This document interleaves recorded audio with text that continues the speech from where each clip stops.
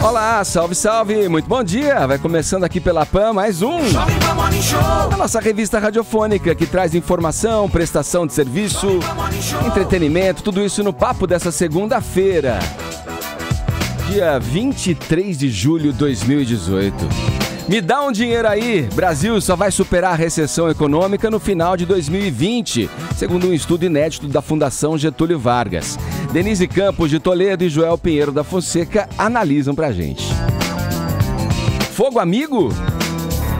Por que a professora Janaína Pascoal roubou a cena no evento em que o deputado Jair Bolsonaro lançou oficialmente sua candidatura ao Planalto? Ele fã do capitão aí que não gostou nada, viu?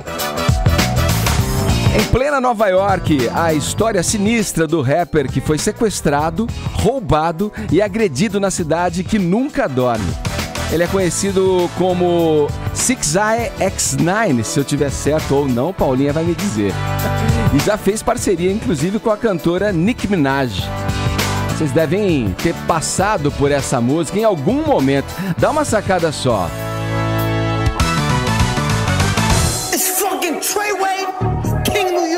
Looking for the queen. You got the right one. Let these big bitches know, nigga. Queens, Brooklyn. It's not nice. Pussy got that wet, got that drip, got that super soaker. Hit that she a fifi. Esses são alguns destaques do Morning Show que tá apenas começando. Paulinha faria direito o nome do rapaz, do sujeito ou não? É, 69 mesmo. É 69. O nome dele é Daniel. Gente, esse cara tem pô, 7 milhões de nomes. 6ix9ine? É, o jeito de escrever, esse jeito louco, Então né? 69. É que nem o outro, é Extentacion, né? Sim. Cada nome é maluco, o jeito que escreve confunde todo mundo.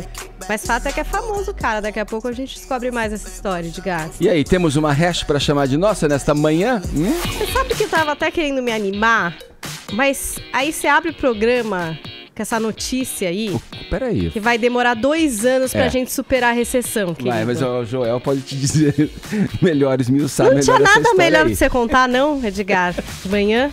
Nada melhor pra animar começar essa a semana? segunda-feira? É. Desculpa aí, hein? Eu que queria ficar rica ainda esse ano. Né? Acabei de ficar o quê? Decepcionada. Não vai dar. Vai ter que todo mundo esperar. Mas tudo bem, vai. Como segunda é um dia de positividade, onde a gente começa o quê? Dieta e várias coisas na nossa vida. Eu acho que alguém pode dar uma dica. Uma dica, hashtag como ficar rico. Porque deve ter alguém que tá ficando rico por aí, né, Edgar? A gente sabe dos óbvios. Bill Gates, Jorge Paulo Lemann, né? Tem esses óbvios, esses arrobas óbvios. Mas eu quero saber de você que tá fazendo uma grana, querido. O que é que você tá vendendo nas ruas? Tá empreendendo como?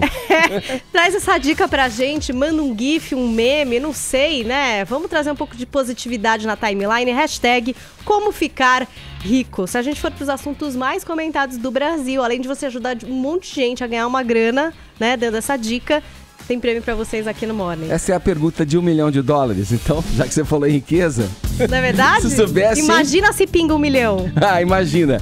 No mais, você pode interagir também com a gente aqui pelo WhatsApp 11 931 17 1009. Como é que você tá enfrentando aí a recessão? E como é que ela te afetou? O que você tem feito para superar as dificuldades econômicas aí? Conta pra gente em mensagem de áudio ou vídeo. 11 931 17 1009. Você pode acompanhar tudo que acontece nesse cubo multicolorido do rádio brasileiro pelo nosso aplicativo, é o vermelhinho da Jovem Pan. Você baixa o aplicativo e assiste a nossa programação, ouve a nossa programação onde e quando você quiser. Também transmitimos pelo nosso portal jovempanfm.com.br e pelo nosso canal youtube.com/morningshowjp. Conteúdo extra para você também nas nossas mídias sociais. Estamos no Instagram, estamos também no Facebook. Passe por lá, deixe o seu joinha que a gente fica amarradão, feliz da vida. Esse é o Morning Show que está apenas começando e você é o nosso convidado especial.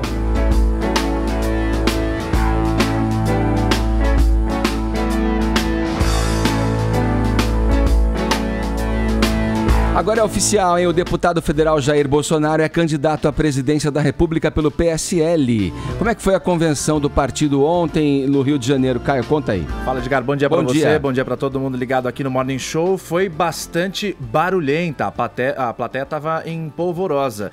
O PSL confirmou a candidatura aí do Jair Bolsonaro, deputado federal, como já era bastante esperado. Essas convenções são necessárias, são obrigatórias, os partidos têm que fazer isso para lançar os candidatos.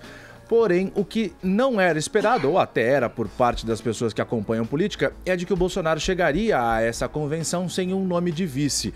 A jurista Janaína Pascoal, que é nesse momento a mais cotada para fazer chapa com o Bolsonaro, esteve lá, mas disse que ainda está pensando na proposta em formar essa chapa com o Jair Bolsonaro. Ela é o nome mais cotado porque o senador Magno Malta rejeitou a proposta, o PRP também vetou uma aliança com o PSL do Jair Bolsonaro, portanto, do próprio PSL é que deve sair o nome da Janaína Pascoal. E foi ela quem ganhou maior destaque nessa convenção que foi feita ontem de manhã no Rio de Janeiro para lançar a candidatura do Jair Bolsonaro. A Janaína Pascoal foi bastante aplaudida quando subiu ao palco para dar o discurso dela, mas ela chegou com uma pose bem diferente do que a gente está acostumado. Inclusive, brigou com a plateia por ali e desafiou os seguidores do Jair Messias Bolsonaro. Janaína Pascoal, em meio a aplausos, ela chegou pedindo silêncio e pediu que as pessoas não se manifestassem, não gritassem, porque ela não queria fazer um discurso, e sim manter uma conversa com quem estava ali. Ela fez várias críticas a vários setores da sociedade, inclusive a própria sociedade. Entre essas críticas, ela falou sobre o judiciário.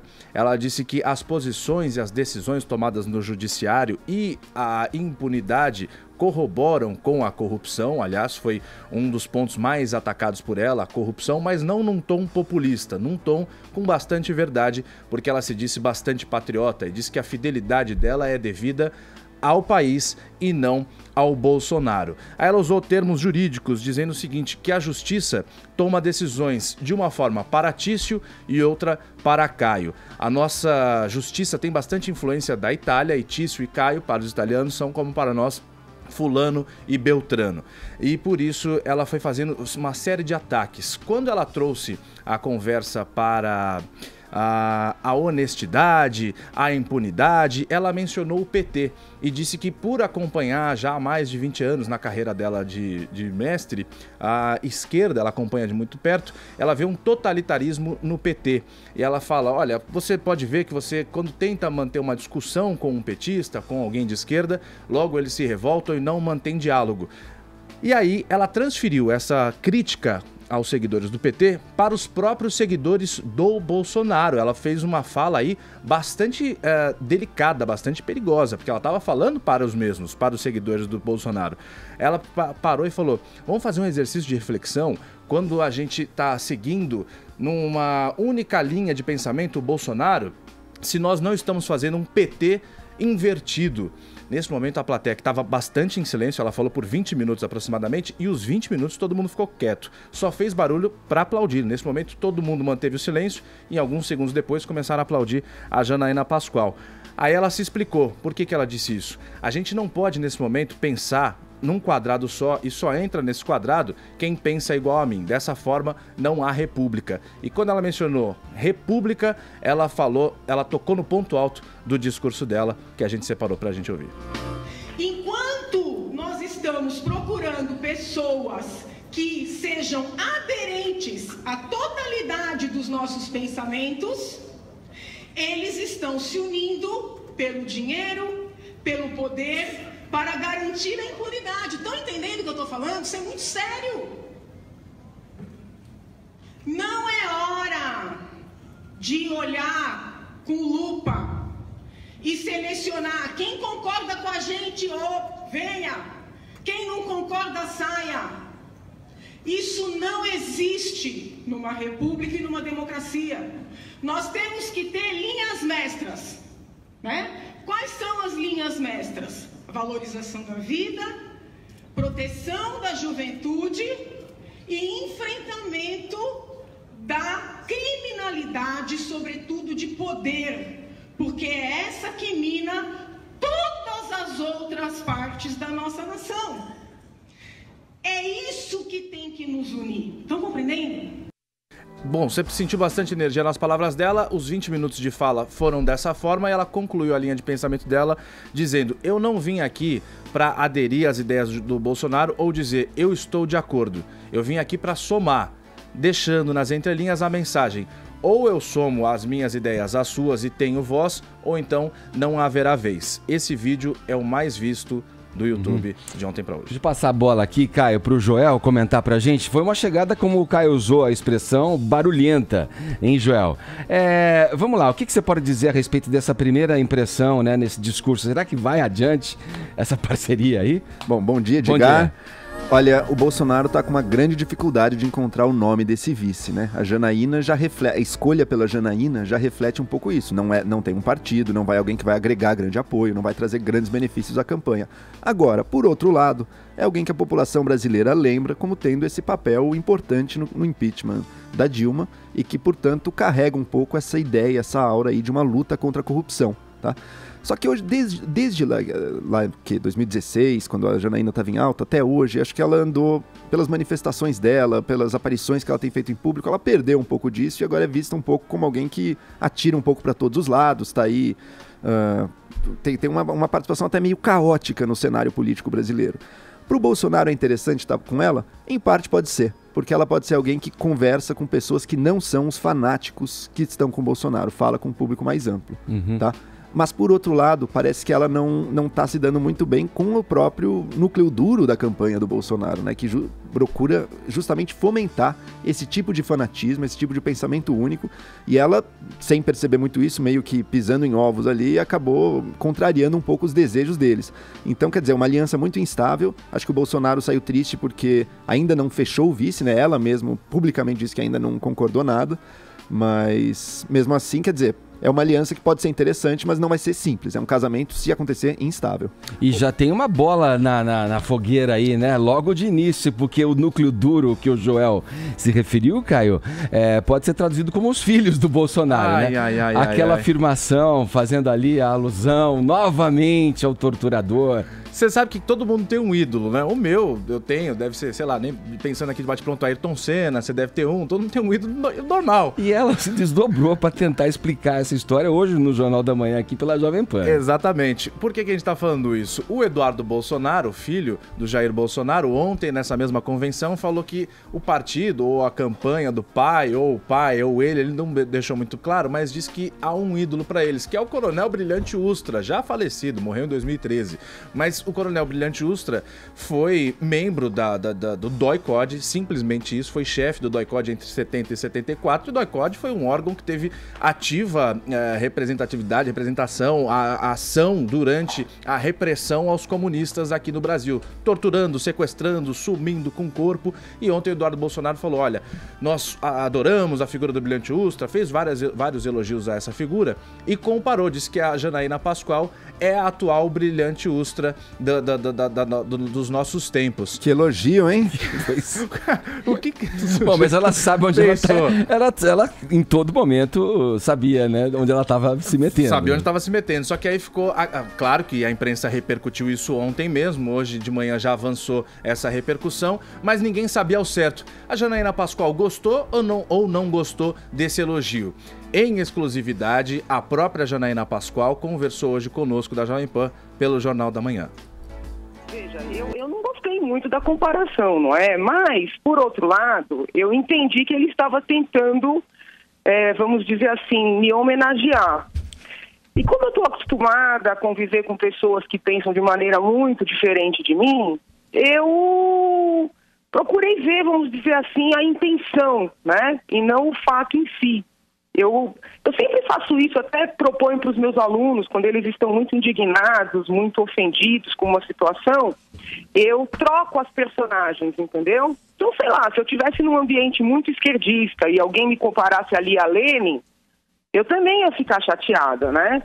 Mas eu teria que fazer o esforço para compreender que a intenção foi positiva.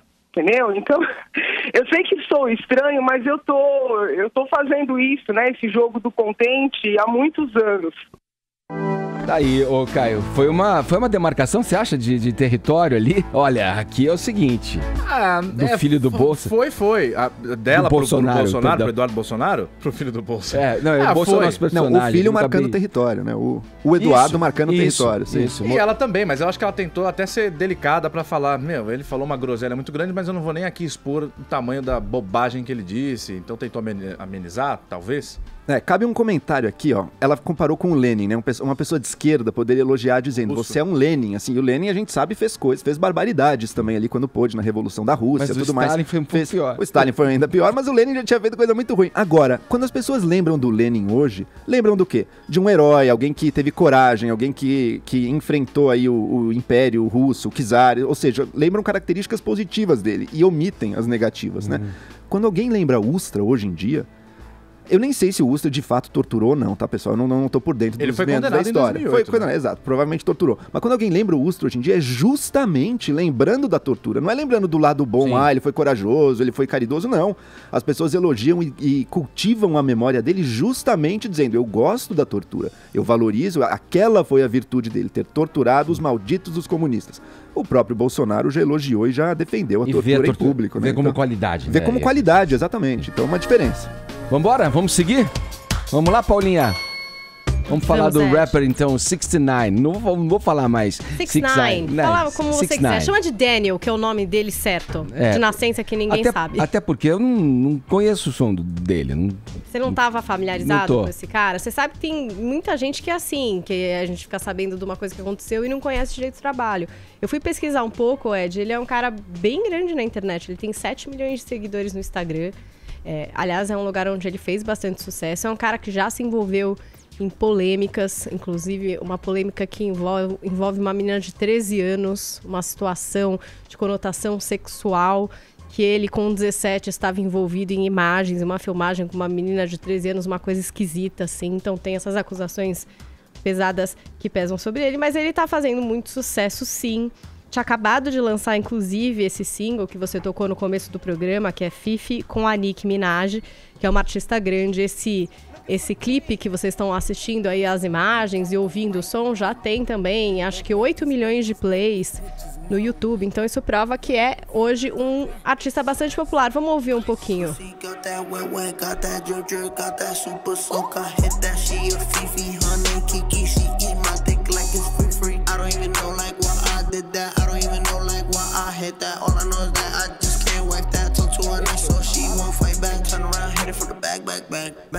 Tá aí, o 69 foi o cara que teve essa notícia aí, foi sequestrado, roubado e agredido em Nova York. A situação aconteceu na madrugada de ontem, Edgar. Parece que ele até estava voltando da comemoração do lançamento desse clipe, quando num farol ali no Brooklyn, um outro carro com 2 caras parou do lado do carro que ele estava no passageiro.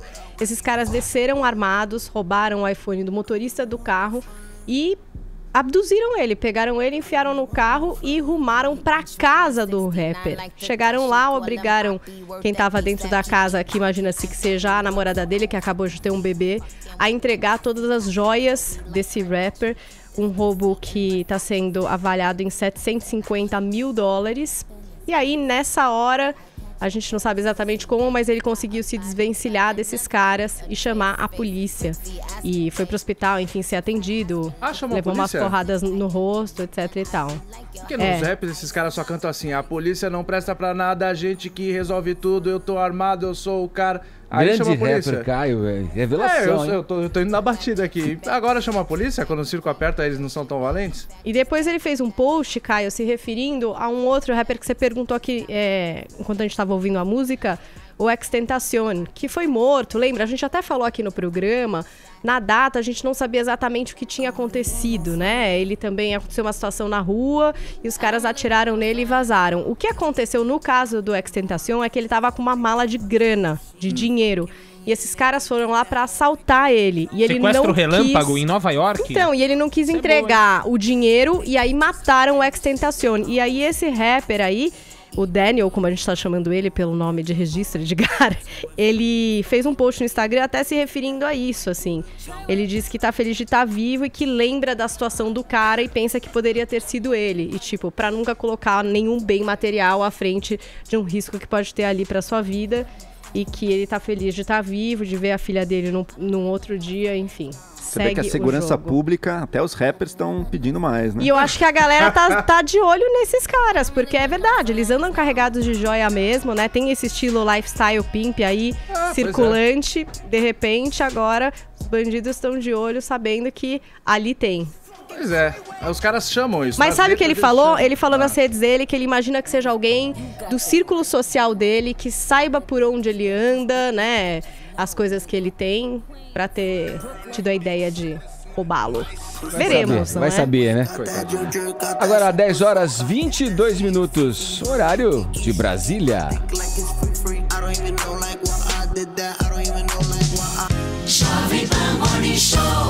Vamos esquentar o pé, Paulinha? Vamos, Ed, porque agora você pode ajudar a aquecer o inverno de muitos idosos. Benegripe criou a campanha Benemeias, o melhor look da estação. Você entra no site www.bemcontagia.com e compra suas benemeias bem lindas, ó, iguais a essas, por apenas R$19,90. O valor vai direto para as ONGs que ajudam os idosos mais carentes. Participe desse movimento, compre suas benemeias edição limitada, porque transmitir o bem é mais contagiante que a gripe. Benegripe, o bem contagia. Um oferecimento de Benegripe. Se persistirem os sintomas, o médico deverá ser consultado. Boa! O assunto agora é economia. Pra tua alegria, viu, Paulinha? Lembra do começo? Vamos ver. Quero só ver o que é que vai acontecer aqui nesse programa. Lembra do começo do programa? Peguei uma caneta, vou anotar as dicas. Olha aqui, um estudo inédito da Fundação Getúlio Vargas mostra que a economia brasileira ainda levará 2 anos e meio para voltar ao nível anterior à recessão que atingiu o país entre 2014 e 2016. Ou seja, no total serão 4 anos de recuperação. E o pior ainda é que esse prazo pode ser mais longo a depender da confiança aí de empresários e também dos consumidores em meio a esse cenário de incerteza eleitoral, déficit fiscal, entre outros fatores também.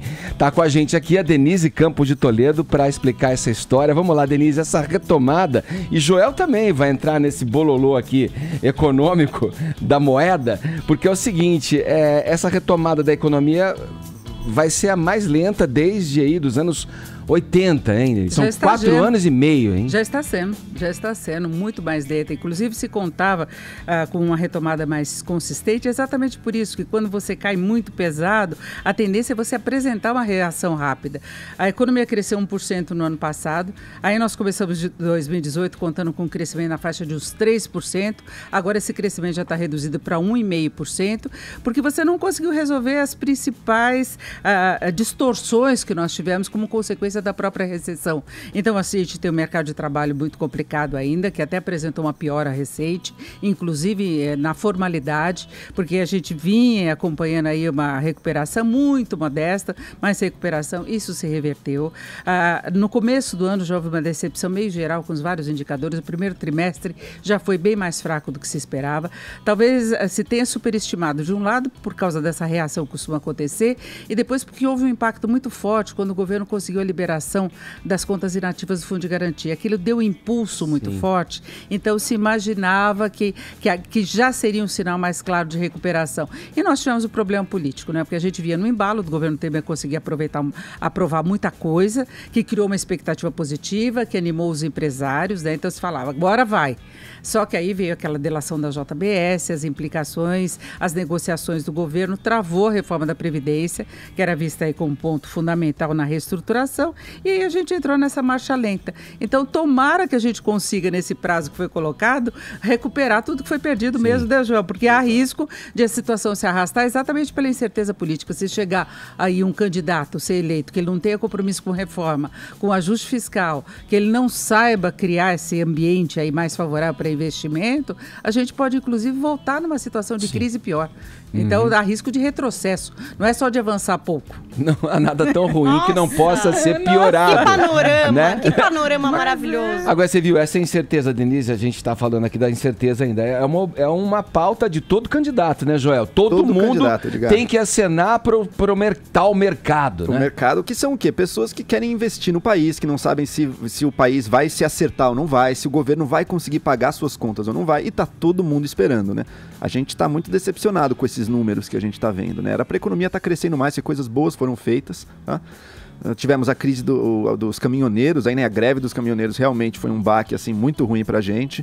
E além disso, o governo Temer, que conseguiu muitas coisas, conseguiu uma reforma trabalhista que talvez não tenha ido tão longe quanto muitas pessoas gostariam, mas que teve alguns avanços, conseguiu controlar os gastos do governo no sentido do teto, impôs um limite, mas o principal, que era o mais substantivo, que era essa reforma da Previdência, que realmente daí o governo vai conseguir cortar uma parte significativa dos gastos que ele tem que fazer, o governo não conseguiu. Então tá todo mundo esperando. Será que o próximo vai dar conta disso? Será que vai ter o capital político para isso? Ou será que a gente está olhando para um governo que... Vejam, o governo brasileiro tem dívidas, mas o nível da dívida não é desesperador. Isso ainda não é desesperador. O que é desesperador é como essa dívida aumenta. E como não existe nada que o governo possa fazer por decisão própria para reduzir os gastos. Ele precisa passar uma reforma dessas, algo que mexa na Constituição, algo que envolva o Congresso.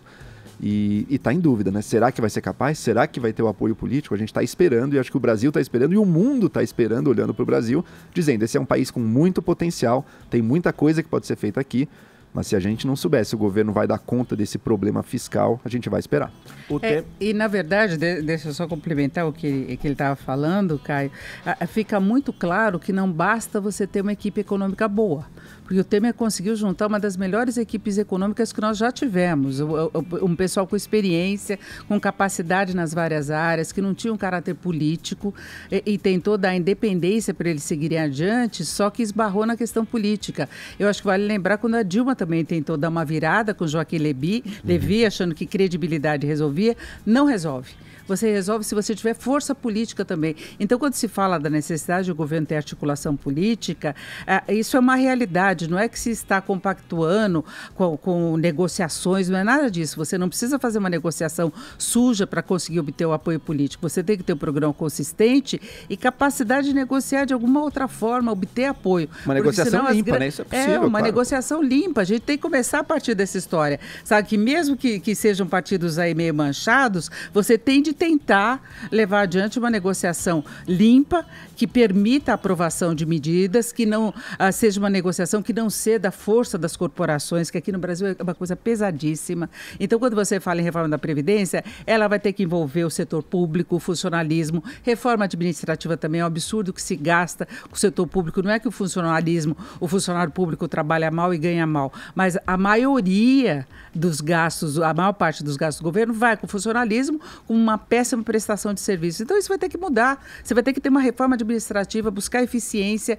gastando menos com a máquina pública e partindo para essas reformas. E aí você vai depender do Congresso. Então, não adianta você sonhar com um candidato que fale, olha, eu vou lá, faço e aconteço, porque não acontece, mesmo que tenha uma boa equipe econômica. E Temer tinha, e aliás, ele tinha capacidade de articulação política, só que ele foi pego naquelas situações todas, ou ministros de outras áreas. Então, isso enfraqueceu politicamente. E aí ele não consegue avançar com mais nada. Agora acabou, né? Esse ano, dificilmente ele consegue fazer qualquer coisa. Não se faz mais nada, né? Não faz mais nada. Ele sabia que ele não tinha força alguma para ser reeleito. Desde o ano passado ele já sabia, a imprensa sabia, mas nesse afã de querer dar o furo jornalístico, vazaram os áudios. Aliás, noticiaram primeiro que existia um áudio dele negociando com o Joesley Batista, não sei o que, tem que manter isso aí, a compra do silêncio do Eduardo Cunha, vazaram um áudio só depois, que não comprova absolutamente nada, claro, traz luz à desconfiança, mas não é uma prova cabal. Olha só, o Michel Temer pagou ou corroborou com o pagamento de propina ao Eduardo Cunha, não provou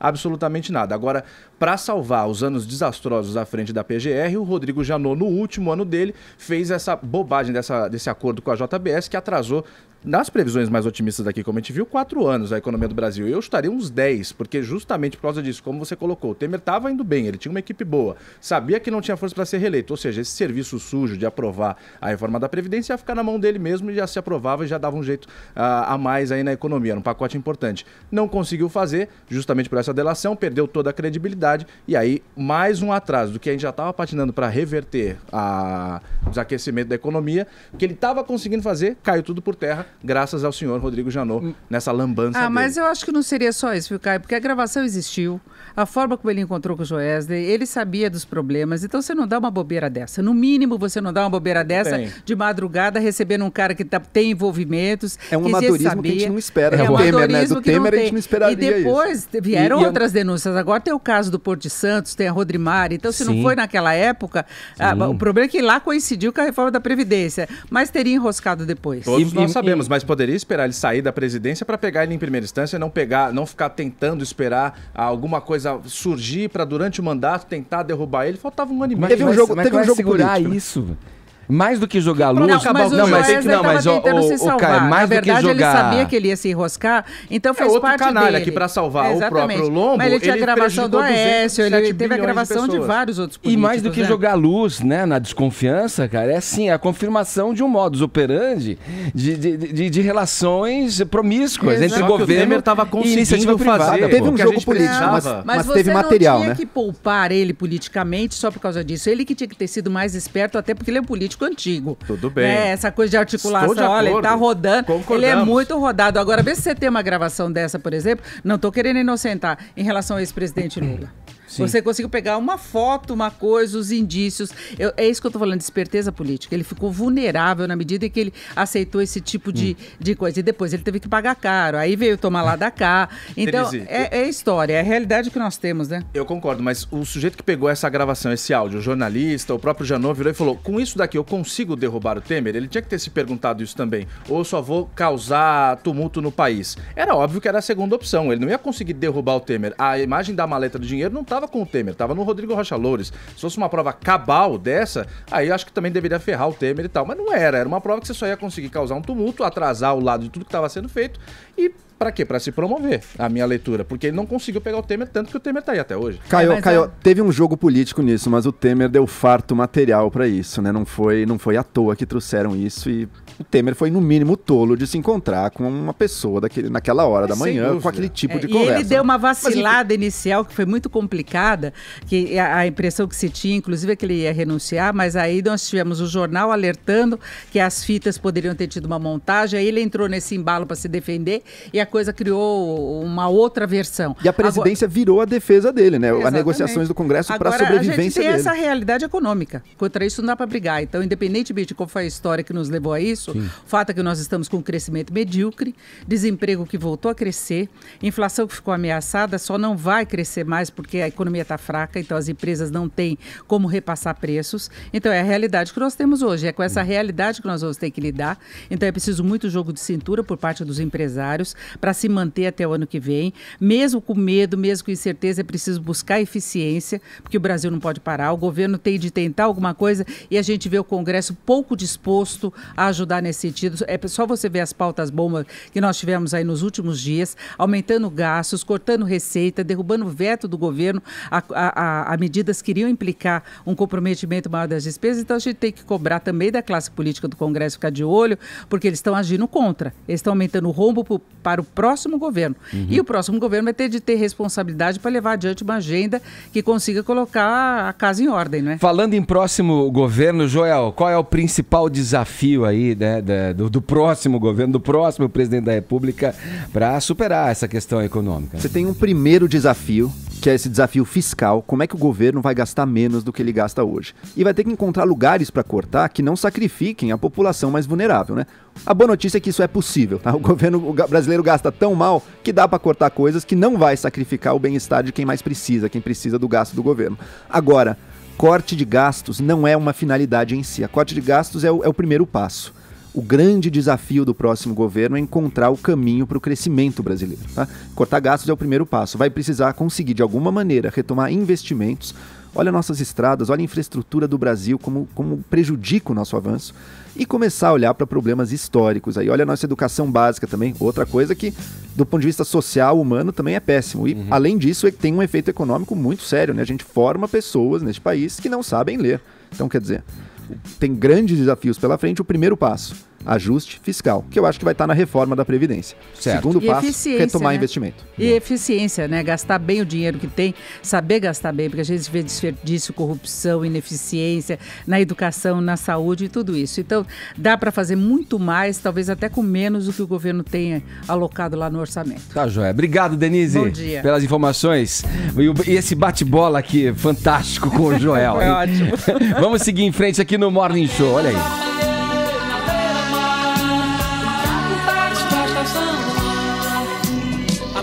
Apanhei na beira-mar. Aí, Paulinha, vamos lá. O maior eclipse lunar do século poderá ser visto do Brasil. Paulinha, você vai apanhar um táxi à beira-mar, um táxi para a estação lunar, ou vai ver mesmo aqui da Terra? Vou tentar ver daqui, né, Edgar? Vou fazer o meu melhor. Você sabe que São Paulo não é o melhor lugar do Brasil para ver esse eclipse. Tem uma nebulosidade, né? Parece que a gente extra, vai conseguir ver alguma coisa, mas não vai ser aquela belezura. Na verdade, os melhores lugares para ver esse eclipse, querido, estão na África. Vai ser difícil, né? Vamos ficar por aqui mesmo. Então, a melhor... Aqui parece que Recife é muito bom, Edgar. Recife vai dar para ver. Quanto mais ao leste você estiver, melhor você verá esse eclipse. Uma coisa interessante, Edgar. Quando a lua aparecer, já estará em processo. Já estará eclipsada. E estará avermelhada, Edgar. O que traz um apelido para este fenômeno. Lua de sangue. Ó. Você imagina o que isso pode fazer na sua vida, Será Edgar? que é mudança boa, Paulinha? Eu tô só lendo muitos astrólogos hoje, pra ver se tudo vai mudar nesse dia 27. Então o seguinte... Você falou o melhor ponto, quanto mais a leste, melhor. Então, quanto mais a leste, Fernando de Noronha vai ser ótimo. Quanto mais a leste, melhor. E olha pra leste, se tiver mar, olha pra leste, entendeu? É tudo leste nessa vida pra ver esse eclipse. Não é eclipse solar, galera. Pode olhar com o olhinho do jeito que tá. Não precisa de óculos, não precisa de nada. É só olhar pra cima, olhos nus, que você poderá apreciar aí.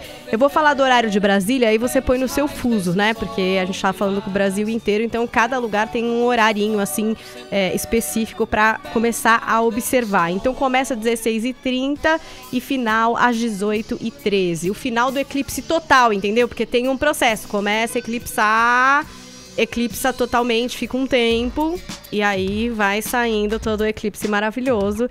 Eu tô esperando isso mudar a nossa vida. Vocês falaram que a economia vai demorar 2 anos, eu não sei. Eu acho que depois de sexta-feira a gente vai ter que reavaliar, porque tudo pode mudar, Edgar. Depois desse eclipse. Agora, eclipse solar, que é aquele mais assim impactante, aqui no Brasil, só em 2045. Pode deixar que eu aviso vocês aqui no Morning Show. Nem precisa anotar nada que eu lembro. Será que a economia vai ter voltado já?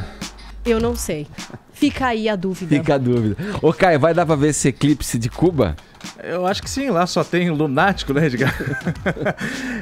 Cuba tá no centro das atenções agora do noticiário, né, o Edgar? Porque desde o fim de semana, desde sábado, tá tendo agora uma série de audiências por parte dos deputados. O parlamento convocou agora uma série de leituras, uma sessão que vai estudar a reforma constitucional que está tendo por lá. Essa reforma constitucional, em cima da Constituição promulgada em 1976, propõe algumas mudanças, inclusive a queda do termo comunismo agora no regime político de Cuba. Vai manter a questão do socialismo, mas no artigo 5º dessa mesma Constituição de 1976, há a queda do parágrafo que diz que há um avanço na direção de uma sociedade comunista, socialista e tudo mais. É a abertura da economia, num programa de abertura econômica, ao contrário do que o Fidel Castro, aos anos que teve à frente de Cuba, sempre propôs. Ou seja, agora está se abrindo a economia de uma forma ainda bastante tímida, bastante discreta, mas já há essa vontade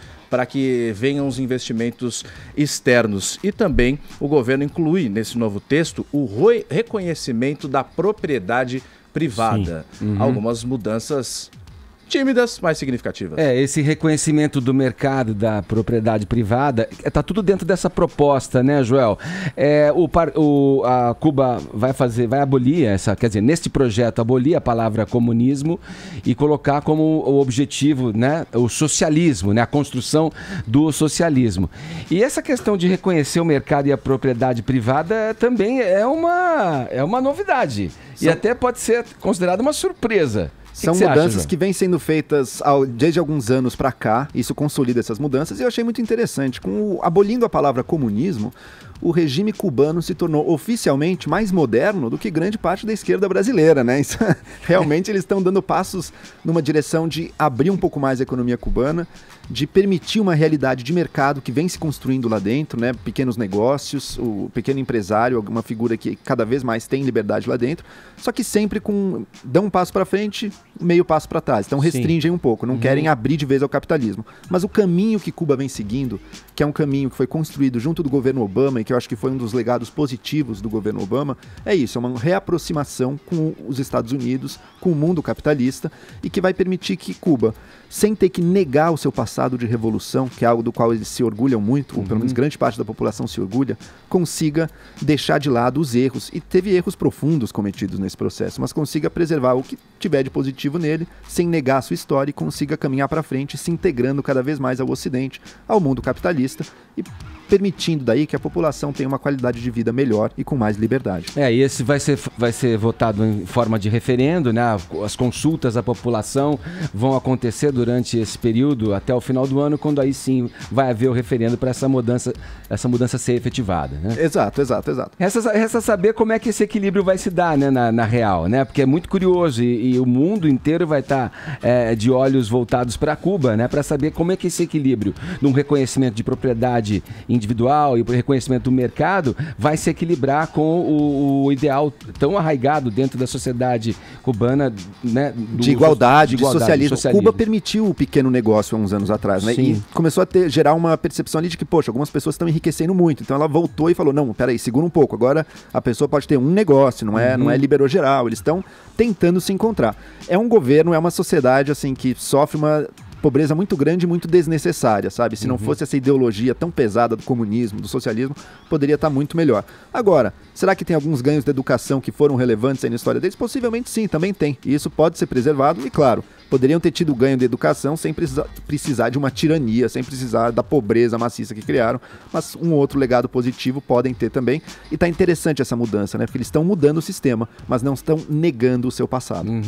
Certo. Você falou aí, né, colocou aí dos partidos de esquerda brasileiro, o PCdoB aprovou ontem uma resolução pedindo a união dos partidos de esquerda já no primeiro turno das eleições. Esse movimento pode ser visto como uma resposta, né, à adesão do bloco político conhecido como Centrão à candidatura do tucano Geraldo Alckmin. A questão aí que deve ser considerada na nossa conversa, Joel, é a seguinte: PT, PDT, o próprio PSOL, siglas de esquerda, estão lançando candidatos próprios aí, né? Você acha que é possível essa união da esquerda brasileira, principalmente falando em primeiro turno da eleição? Pois é, o PCdoB tem uma vocação para ser o cachorrinho do PT que ele não larga, né? Ele quer sempre, na primeira chance que tiver, ele quer voltar a uma candidatura única. A prisão do Lula abriu muito espaço, tá? Agora é a hora de surgirem novas lideranças de esquerda. É incrível, né? O Lula tá com o quê? Quantos anos, Saulo? 70 anos? Cadê as novas lideranças da esquerda nesse país? Não tem, porque o Lula monopolizou de tal maneira que impediu o surgimento natural de novas lideranças. Quem surgiu? Marina, por exemplo, mas que já foi excluída desse grupão, então, né? Representaria uma esquerda mais moderna, mais avançada, mas já foi excluída do que hoje em dia se considera esse grupão da esquerda brasileira. O Lula monopoliza tudo. Agora, o Lula está preso. O Lula não vai ser candidato. É a chance dos novos líderes surgirem. O Ciro Gomes poderia ser um, mas ele tentou negociar demais com o Centrão, se afastou do PT, se afastou da esquerda, agora está correndo de volta, vai ser difícil para ele conseguir isso, acho quase impossível. Quem são as outras lideranças? Hoje em dia não existe muito, mas é o momento. Um Guilherme Boulos, uma Manuela Dávila, se eles forem bem nessa eleição, ninguém acha que eles vão ganhar, mas se eles forem bem, pode cacifar eles para um futuro político lá na frente. Então é hora de pensar, assim, se eu fosse dar um conselho para a esquerda, da qual eu não participo, mas seria: se libertem da dominação total da figura do Lula. Tá? No curtíssimo prazo ele concentra mais votos, mas e o futuro de vocês? Porque a exposição mesmo dessas vozes são muito tímidas, né? As críticas dessas vozes de outros partidos, né? Você falou PSOL e PCdoB, são muito tímidas ainda. Eles vivem muito presos à imagem, né? do ex-presidente Lula. E vem a sombra dele, só defendem, é incrível, parece uma devoção religiosa. Quando talvez fosse a oportunidade de ganhar uma autonomia, né? Uma autonomia, né? Frente às forças de esquerda. Eu queria saber o seguinte do Joel, para você fazer uma análise, se é possível fazer uma análise do seguinte: nos últimos anos, nas últimas eleições presidenciais, a gente sempre fica na mão de PT e PSDB, um representando a esquerda, outro direita e tal. O PSDB, a minha leitura, só não tem mais força do que já tem porque a gente percebe uma grande desunião. Você pega João Dória, e o presidente estadual e tal do partido, a gente vê várias desuniões, várias manifestações de desunião. Agora, no PT, os caras defendem até o indefensável. Pela esquerda, essa dependência do PT, agora sem a figura do Lula, pode ser prejudicada também essa desunião que nós vemos no PSDB, transferindo para a esquerda, questão do PCdoB. Manuela Dávila, eu sou candidata. O partido falou, não, ainda não é. Aí fica essa disputa. Falta de liderança. Isso pode enfraquecer essa corrida, essa transferência de desunião também está sendo transferida para a esquerda? Pode enfraquecer, né, Caio? Uma candidatura se beneficiaria de ter todos ali juntos. Agora, o Lula não vai ser candidato, né? Eles precisam manter essa ilusão, mas a prática é que não vai. No fundo, todo mundo sabe que não vai. Então, essa briga de vaidades que a gente vê no PSDB se repete um pouco também aqui na esquerda e com alguma razão, né? Precisa ter o nome. O Lula não será o nome. Infelizmente, para eles, o Lula não será o nome deles. Nesse final de semana, o Alckmin disse que é uma boa estratégia do PT de ficar com esse discurso. Não, o Lula é nosso candidato, o Lula é nosso candidato, porque eles estão, dessa forma, poupando o provável, o possível substituto do Lula de ataque dos outros concorrentes dele. Exato, né? Que vai ser o Haddad ou o Jacques Wagner e vai surgir na última hora possível como candidato, tentando herdar esses votos do Lula. Eu acho que o Lula é capaz, sim, de transferir esses votos. Eu já estou vislumbrando aqui, não sei se para alegria ou para tristeza geral, um segundo turno PT, PSDB, como a gente se acostumou nos últimos anos aí, acho que é o que tem para hoje. Mais do mesmo, como falou o Caio. Agora 10 horas e 54 minutos, horário de Brasília. Jovem Pan Morning Show. E aí, como é que tá a nossa hashtag aí, Paulinha? Hashtag como ficar rico. Olha aí, podem participar, né? Mandando mensagens pra cá, dando dicas, porque a Paulinha quer ficar rica, mais rica ainda. Só eu. Sou uma pessoa exclusiva nesse desejo. Quero ficar rica e conto com a sua ajuda aqui no Twitter. Só Boa. Entre eu e você. E aqui no WhatsApp o papo é econômico, viu? Na verdade, assim, como é que a gente tá lidando, né, com a crise? Você empreendeu? Abriu um negócio próprio? Como é que você tá aí se virando, né? Pra pagar as contas, né? Cortou gasto em casa? Como é que é? Divida a sua experiência pelo nosso WhatsApp 11 931 17 1009. Daqui a pouquinho a gente ouve aqui as respostas da nossa audiência no Morning Show. Agora 11 em ponto, horário de Brasília. Jovem Pan Morning Show. Jovem Pan Morning Show. O Brasil só vai superar a recessão econômica no final de 2020, segundo estudo inédito da Fundação Getúlio Vargas. Isso jogou areia aí nas pretensões da Paulinha de ficar bilionária, né, Paulinha? Nossa, isso me deprime. Queria ficar mais rica esse ano aí, hein? Já agora, agosto, já começar com o pé direito. Rica. E aí? Rica! A melhor coisa que a gente podia fazer era recorrer ao Twitter, aí, ó. Que as pessoas têm receita pra tudo no Twitter, né? Manda as dicas aí. Não é à toa que a nossa hashtag como ficar rico está entre os assuntos mais comentados desse país, não é? Olha Vamos às dicas. bem. Eu espero que você também anote, que eu quero compartilhar essa receita de riqueza com todos. Rafael Zandoná, nosso querido, né? Participa todos os dias. Olha, minha checklist para ficar rico só envolve coisas que vão contra a lei e a ordem. Por isso, eu tô esperando ainda uma forma de ficar rico dentro da lei e da ordem. Procurei precedentes na história e parece que não existe, mas sigo firme. Aliás, muita gente só encontrando riqueza na contravenção. Vamos para a próxima aqui. Cláudio Silvestre, simples, virando um político com experiência em corrupção. Olha lá, tem até aquele meme maravilhoso do Adnet.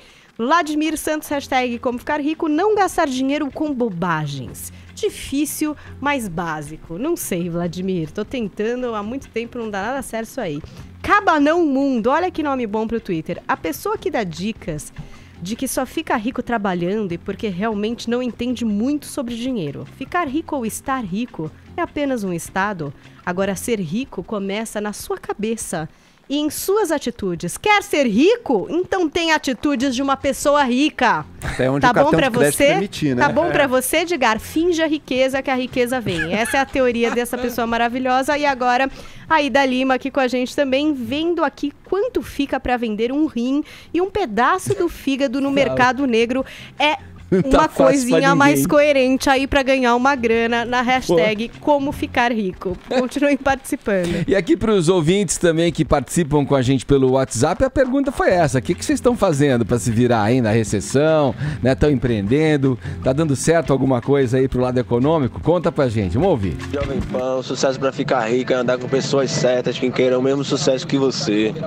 Essa fica a dica pra todo mundo aí que estiver ouvindo, valeu? Então andar, pô. Se a gente vai andar... Vamos juntar com o pessoal de grana, Edgar. Olá, galera do Morning Show.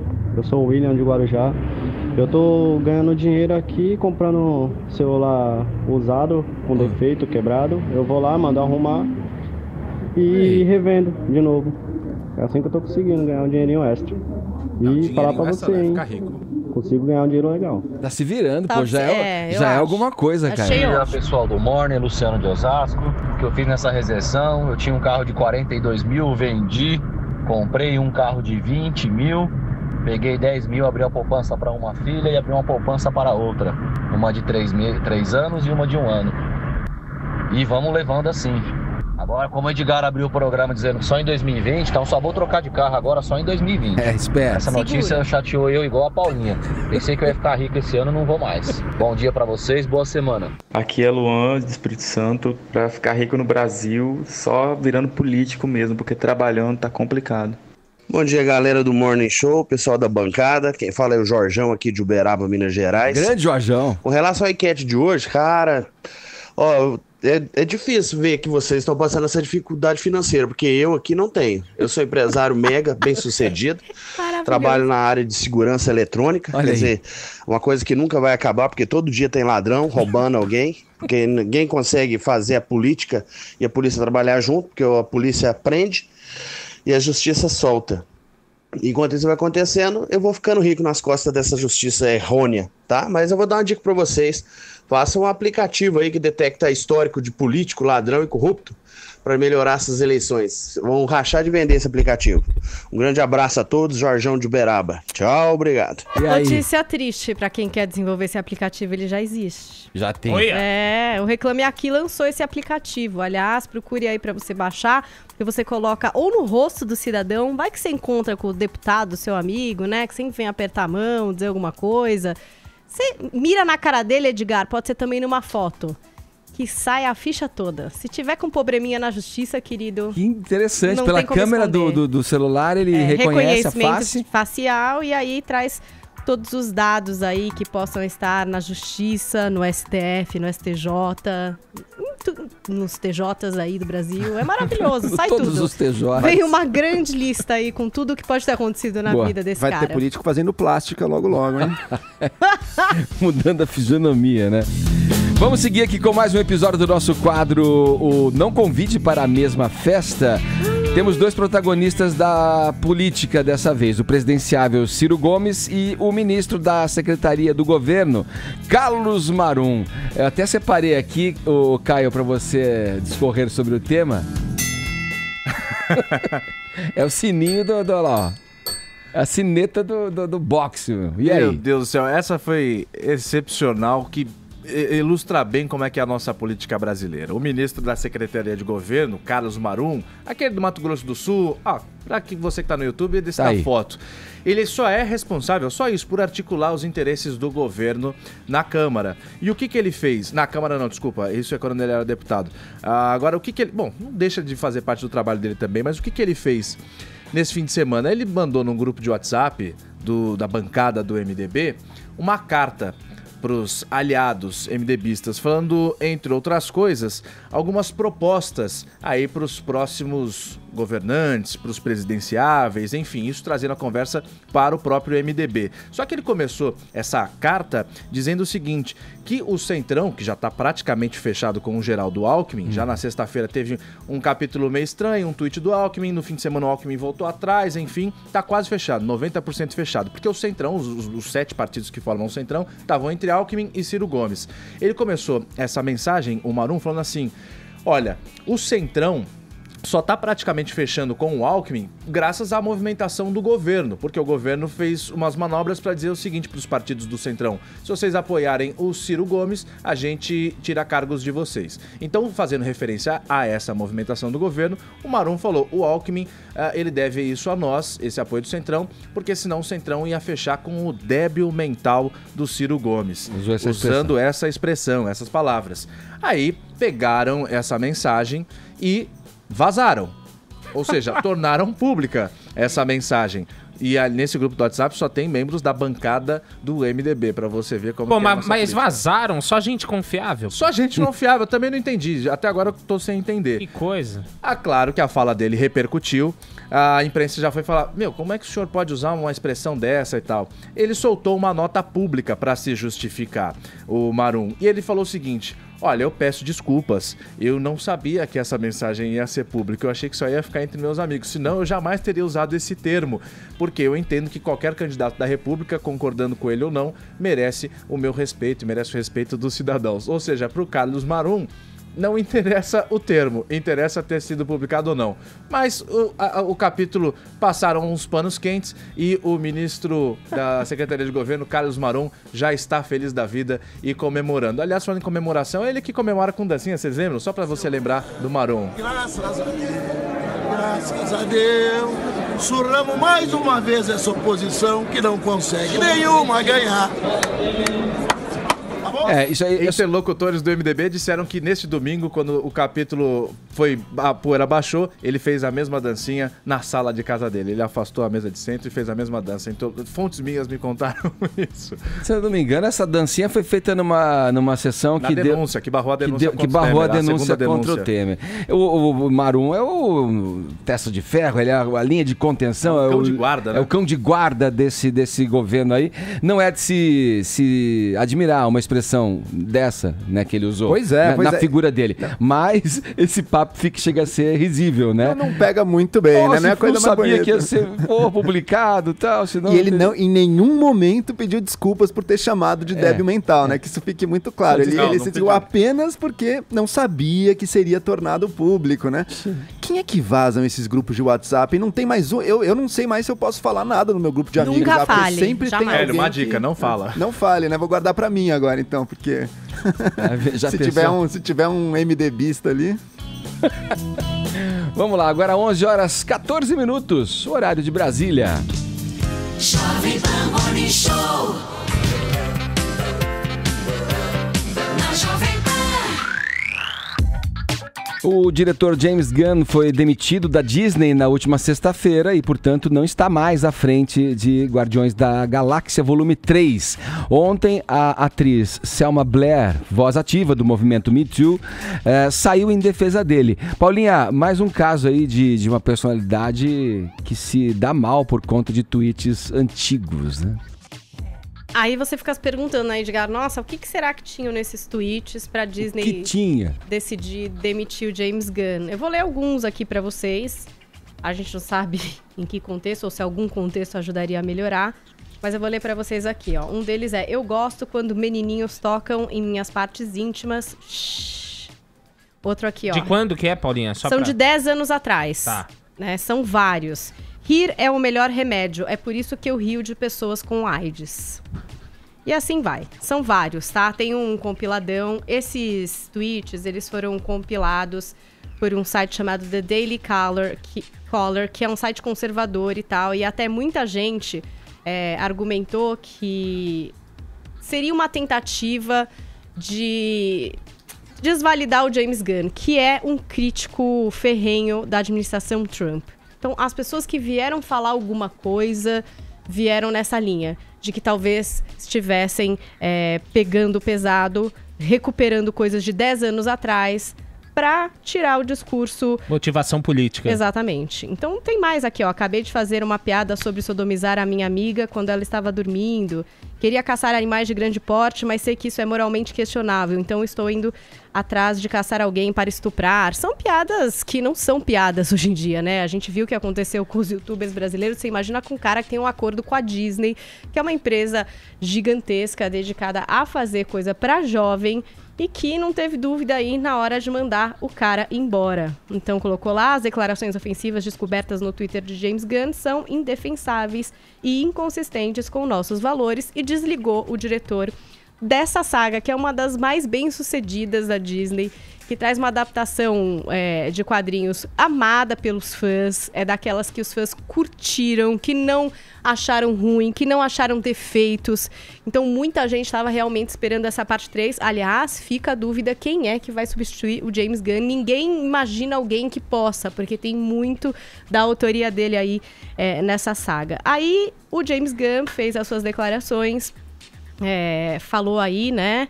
Minhas palavras de quase uma década atrás foram, na época, esforços infelizes e totalmente fracassados de ser provocativo. Eu me arrependi deles por muitos anos desde então. Não apenas porque eles eram idiotas, nada engraçados, loucamente insensíveis e certamente não provocativos como eu esperava, mas também porque eles não refletem a pessoa que eu sou hoje ou venho sido há algum tempo. E aí, ele basicamente entende, né, a Disney ter desligado ele desse job, e ficou no ar essa discussão, e aí começaram as reações das pessoas na internet. Entre os que acharam um absurdo, que parabéns, Disney mandou embora, e outras pessoas ponderando essa história. O ator Dave Bautista, que faz o Dex no Guardiões, ele saiu em defesa mesmo do cara. Ele foi lá e fez um tweet: terei mais a dizer sobre isso, mas por enquanto direi que James Gunn é uma das pessoas mais amorosas, carinhosas e de boa natureza que eu já conheci. Ele é gentil e se preocupa muito com as pessoas e os animais. Ele cometeu erros, todos nós cometemos. Eu não estou bem com o que está acontecendo com ele. Foi o único ator do elenco que, de fato, foi para uma defesa aberta do diretor. Outros fizeram e-mails assim, meio tipo, calma, vamos ver o que tá acontecendo, né? O Chris Pratt botou uma citação, assim, a Zoe Saldana falou que, nossa, que momento pra todos, adoro todo mundo envolvido no processo, vamos esperar, não quero me colocar agora. Então ficou todo mundo mais em cima do muro pra defender ou não. O Dave Bautista chegou a dizer que o que aconteceu era de responsabilidade de grupos cybernazistas, né? Tipo assim, queria ver se um cybernazista te atacasse. Alguém ficaria do seu lado, né? Ou as pessoas se afastariam e seriam covardes.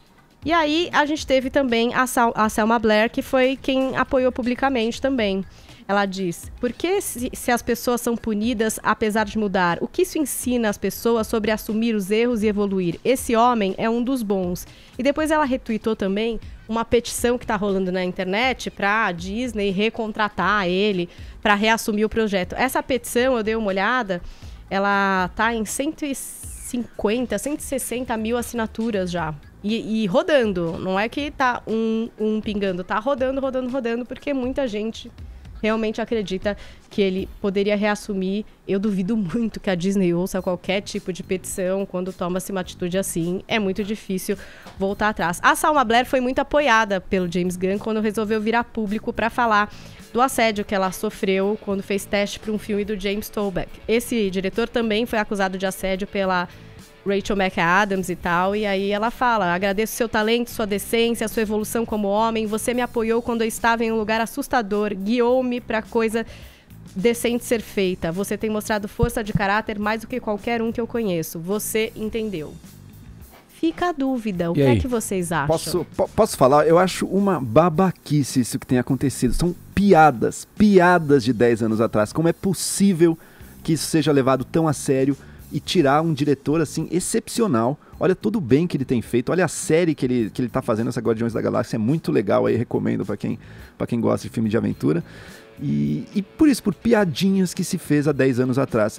Eu, na verdade, sinceramente, eu não vejo nem que seria uma questão dele ter que pedir muitas desculpas pra isso, sabe? É humor, a pessoa tá zoando, não entendo, mas entendo o lado dele que ele queira proteger um pouco aí, tentar salvar a carreira dele. Agora, esse clima de perseguição que se dá, Falaram que quem trouxe foi o pessoal da direita, né? Mas o pessoal da direita só trouxe esses tweets antigos porque eles sabem que é nos progressistas, é na esquerda, que esse tipo de coisa ressoa e gera essa campanha persecutória e esse... Oh, meu Deus, ele fez uma piadinha 10 anos atrás, como é que a gente fica com um monstro desses? Eu juro que eu não consigo formar uma opinião porque eu não consegui entender qual que era ou quais são os argumentos de defesa dele. Ele falou... Eu esperei um kkk depois do tweet, eu gosto que crianças me toquem nas partes íntimas, e outros absurdos. Eu, sinceramente, eu sou o cara mais... relaxa, tal. Primeiro, meu discurso aqui sempre foi de ser contra os linchamentos de internet também como esse. O cara tweetou 10 anos atrás, vamos linchar, e não sei o quê. Mas peraí, o sujeito ele é um diretor de cinema pra coisas... para criança, como os Guardiões da Galáxia e tal. O sujeito é um formador de opinião e não dá para subestimar, ele tem um poder enorme nas mãos. Então eu queria entender, mas em que contexto que ele soltou isso? Eu gosto de crianças me tocando nas partes íntimas e não sei o quê. Eu não quero ser aqui careta. Bom, mas Caio, o que ele tá falando é uma coisa muito séria. Mas era a timeline dele, dele, cara né? Tem mais que rodar. Era o humor que se fazia na timeline dele, né? Como ele tava fazendo um monte ali, pô. Bom, cara, peraí. Parece que ele já deu várias entrevistas atrás, falando sobre esse tipo de coisa que ele fazia no Twitter, essa história de provocar os outros, que ele tinha mesmo esse perfil. Agora, realmente visto fora de qualquer tipo de contexto, porque a gente não sabe qual que é o contexto disso, né? Eu acho que ele já se explicou até em relação a isso, e eu acho que ele até se envergonha, porque senão ele não teria falado. Eu acho que às vezes a pessoa pode se envergonhar de uma coisa que ela falou. Ela tá salvando a carreira dele, não né, sei se é também salvando. Às vezes você se envergonha. Eu já falei aqui, por exemplo, sei lá, vergonha branca, uma coisa que eu não gostaria de falar, inveja branca. Eu não gostaria mais de falar inveja branca. Denegrir, uma palavra que já me explicaram que, sei lá, não é legal. E eu acho que não é legal, e eu já usei várias vezes. Qual o problema também de você se arrepender de coisas que você já fez? Eu acho que não é questão também de salvar a carreira. Acho que o cara pode ter ido para um outro lado. Hoje ele trabalha com esse produto, que é de criança, que é de adolescente. Não tem nada a ver com os filmes que ele fazia no começo de carreira, que tinham toda uma outra linha, enfim, sei lá, de provocação, ou que permitiam isso daí, entendeu? Eu acho que é complicado julgar mesmo 10 anos, e em 10 anos que não acontece na sua vida. Condenável de qualquer forma, né? As coisas que ele disse lá. Assim, isolado? Eu não sei. Como você vai interpretar isso aqui de outro jeito? Me permite discordar de você, Joel, mas eu acho que o cara disse, é uma coisa que está registrada ali. É uma maneira de pensar totalmente equivocada, abusiva. Mas ele não pensa assim, né? Ele não pensa assim, talvez ele nem tenha... pensava, era humor. Talvez ele não tenha mudado de ideia, enfim. 3 homens... Como é que é? 3 homens e um bebê, eles tiveram sexo juntos? Eles fizeram sexo? Filmes não românticos. 3 homens e um bebê fazendo sexo. Esse cara que fez o teu passado condena, trouxa, né, velho? Não dá, desculpa. Dirigiu o passado. Eu sou totalmente contra também esse politicamente correto, absolutamente contra. Aliás, entre meus amigos, eu sou o que mais fala bobagem e tal. Mas acho que até sacanagem tem limite, né, velho? Sacanagem é coisa séria, não dá, meu. Você publicar, você sacanagem é coisa séria. Sacanagem é coisa séria. Concordo que a posição que ele ocupa hoje, ele não deveria fazer isso hoje em dia. Lá atrás era outra posição. E eu acho que nas muitas caixas de mensagem de muita gente aqui, a gente encontra comentários, piadas de mais mau gosto do que Mas a gente vai cair... Pro cara ocupar um cargo de presidência, um cargo de diretor, ele tem que ser totalmente investigado, velho. Você tem que ter uma conduta idônea ao máximo, senão vai cair sempre nessa. Não, mas eu matei um cara 10 anos atrás, gente, eu me arrependo desse crime e tal. Teve um dia que eu peguei meu carro chapado de álcool, bati na árvore, quase atropelei uma senhora, mas eu tinha 18 anos. Aí a gente vai cair nesse limbo também. Não sei, eu não quero ser aqui o vovô, né? Não, tem que ser assim, no meu tempo não era assim. A gente tá indo pra um lado também que cada um, sei lá. Não tenho uma opinião formada, porque eu não conheço o cara. Tô conhecendo agora essa história. Vamos ouvir o David Bowie aqui pra falar do David Bowie. Na verdade, quando ele era ainda David Jonas, um menino de 16 anos que tinha uma banda chamada The Conrads. Ele estava lá em Londres com sua banda, tentando um lugar ao sol, participavam de uma audição, de um teste, digamos assim, para a gravadora Decca Records, né? E uma fita cassete com o conteúdo dessa audição, um som dessa banda chamado I Never Dream foi encontrado, vejam só em que situação, dentro de uma cesta velha de pães na casa do avô de um cara que era o batera da banda The Conrads, junto com que o David Bowie fazia parte. Ele era o batera e ao mesmo tempo era empresário. A banda, né, foi meio que claudicante ali, não conseguiu o lugar ao sol, o resto é história, a gente conhece. David Bowie mudou o seu nome para David Bowie, de David Jones, porque tinha um homônimo na banda The Monkees, com quem ele não queria ser confundido, então adotou o nome David Bowie. Tá aí, 55 anos atrás, uma música do camaleão do rock. A gente já pensou? Fiquei curiosíssimo para escutar. Hã? Você também ficou? Fiquei. Quero imaginar o quanto ele pode ter mudado. Não é verdade? Em 50 anos de idade. E é isso. E assim, com essa nota aí do Bowie, a gente fecha essa edição do Morning Show, prometendo voltar amanhã em nossa programação a partir das 10 horas da manhã. Muito obrigado pelo prestígio e pela audiência. É isso. Oi! Soltei a vinheta errada. Valeu, Caio. Valeu, Joel. Teve vencedor aqui, hein? Qual Carla é, Santana. Vou falar com você, Carla. Boa, Carla. Obrigado a todo mundo que participou. Muito obrigado pelo prestígio e pela audiência. E amanhã tem mais. Tchau. Você ouviu Jovem